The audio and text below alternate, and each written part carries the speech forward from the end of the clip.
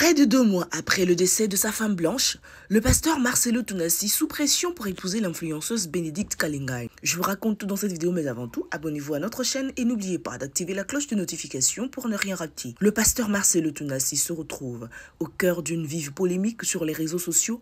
Alors que la communauté religieuse et les fidèles du pasteur étaient encore en deuil, certains internautes ont en effet proposé que ce dernier épouse l'influenceuse Bénédicte Kalingai, une personnalité médiatique bien connue en République démocratique du Congo. Une suggestion qui a rapidement fait débat sur la toile, divisant l'opinion publique entre ceux qui y voient une opportunité pour les deux protagonistes et ceux qui jugent la proposition déplacée et manquant de respect envers la mémoire de sa femme. Ce buzz a rapidement suscité un vif engouement sur le net.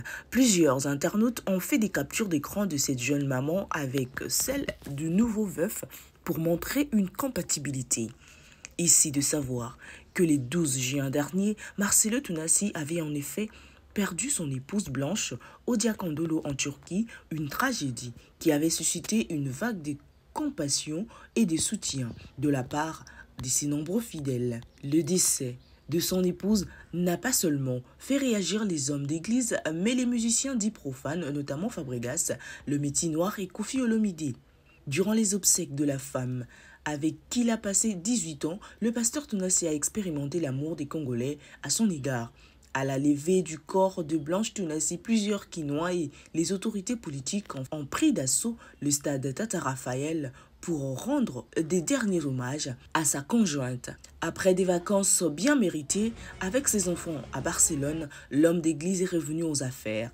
Mais il ne savait pas qu'il allait faire autant parler de lui. Mais à peine 2 mois après ce drame et quelques jours après la reprise de la prêche, la proposition d'un mariage avec Bénédicte Kalingai a enflammé les réseaux sociaux, mettant le pasteur sous pression médiatique inattendue. Sur le coup, Bénédicte Kalingai, qui est habituée à faire des vidéos avec son petit garçon Johan Gabriel, initiatrice d'une fondation portant son nom, n'a pas tardé à réagir en ces mots. « Les Congolais, je vous ai fait quoi ? Venez m'expliquer », a-t-elle d'ailleurs réagi, visiblement agacée par le débat. Pour beaucoup, il est encore trop tôt pour que le pasteur Tounassi envisage un remariage alors que le deuil de son épouse blanche est encore très récent.